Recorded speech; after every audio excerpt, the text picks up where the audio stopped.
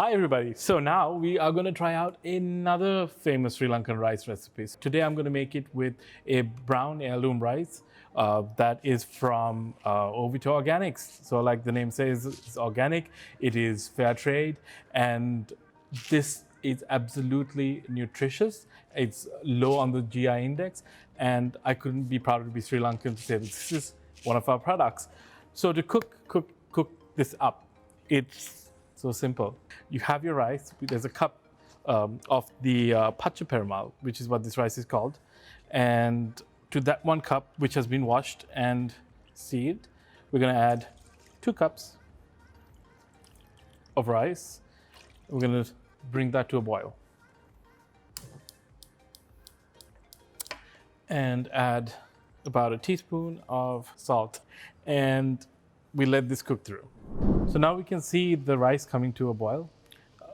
And what we're going to do at this stage is just close it up and turn down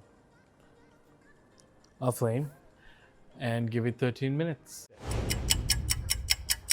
So guys, the rice is cooked. 13 minutes are up. And we're going to turn up the heat.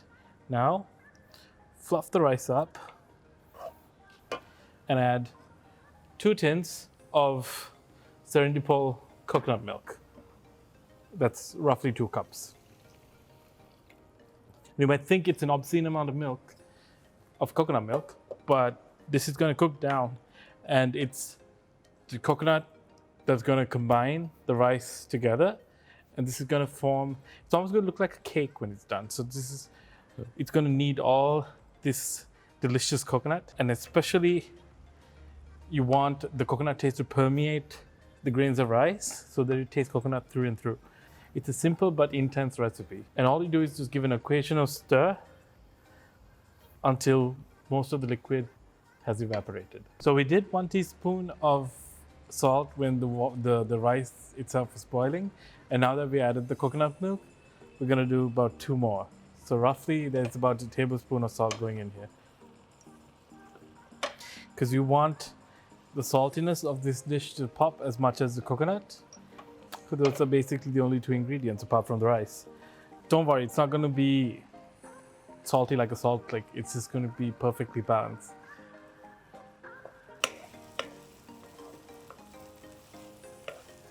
Now you can see the liquid evaporating rather quickly, and soon this is going to become quite sticky, and that's what we're looking for.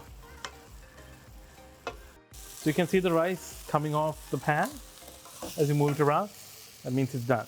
We're going to switch this off and let it cool for just a little bit before we try to mold it. Just leave it to rest. And here's my favorite part with this dish, and this is how it's traditionally served up. You just put it onto a steamed banana leaf, and you use another one to pat it into shape.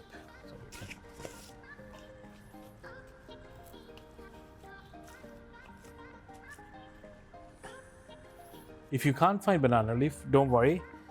Doesn't mean you can't make this dish. This is definitely extra, although it does add something to the presentation and the excitement of the dish.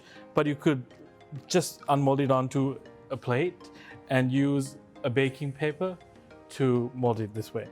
And now we just leave it to set, and in about 10-15 minutes you'll be able to cut them into squares like you're cutting into a cake.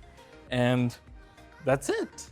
And this pairs beautifully with, well, some people like it with sweets like the jaggery that we will be using for watlappan in the next recipe. You can pair it with the jaggery, which some people like, and sprinkle with sugar.